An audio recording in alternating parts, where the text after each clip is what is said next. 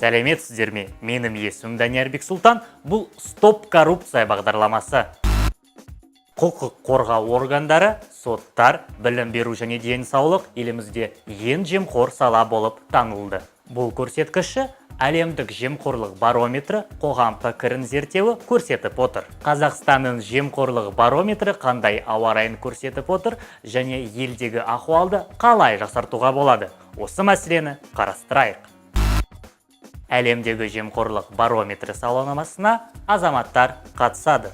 Сараптамашыларға олардың жемқорлыққа қатысқан іс жүзіндегі тәжірибесі және жемқорлыққа төтеп беру дайындығы қызықтырады. Мұндай соңғы зерттеуі елімізде 2013 жылда өткізілген. Сонымен, сыбайлас жемқорлықпен күресте соңғы 3 жылда біз қандай нәтижеге қол жеткіздік? Аталмыш сараптама елімізде көңіл күйін баршама өзгеретін көрсетеді. Осыдан 3 жыл бұрын сауалнамаға қатысқан азаматтардың басым көпшілігі жемқорлыққа қарсы күрестен еш нәтиже көрмейтінін айтса, 45% жемқорлық деңгейі сол қалпында қалған айтты. Ал қазіргі жағдай қалай? Тек 19% ғана мемлекеттік аталмыш бағытта жұмыс істеп жатқаны және өзгерістер бар екені айтты. Жетістікке сенетіндер саны өсті.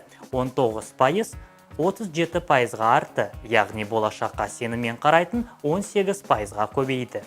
Сондай-ақ, аталмыш салада жұмыс жеткіліксіз деп есептейтіндер саны азайып 32% құрады.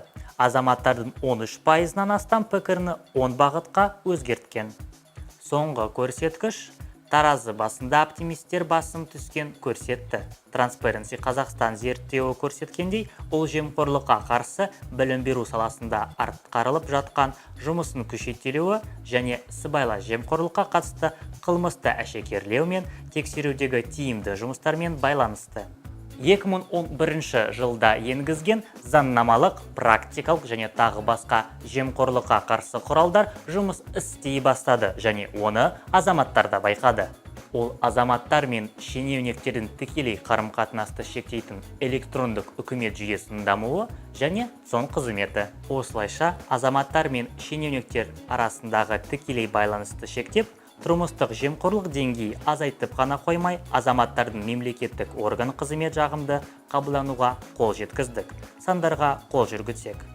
Сон жүйесі арқылы атқарылған мемлекет қызмет саны 2011 жылдан бері 59-дан 212-ге 2013 жылы, яғни 3,5 есе артты. 2016 жылы электрондық үкімет жүйесі арқылы көрсетілген қызмет 240-ті құрайды.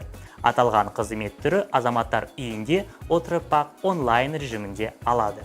Бұл байланыс мемлекеттік органдармен күнделікті қарым-қатынасымызға ерекше әсер берді. Соңғы 3 жылда қазақстандықтар пара беруін азайтқан. 2016 жылы 2013 жылмен салыстырғанда мемлекеттік қызмет қолдану барысында пара бердім деп мойындаған азаматтар саны 10,9% азайды.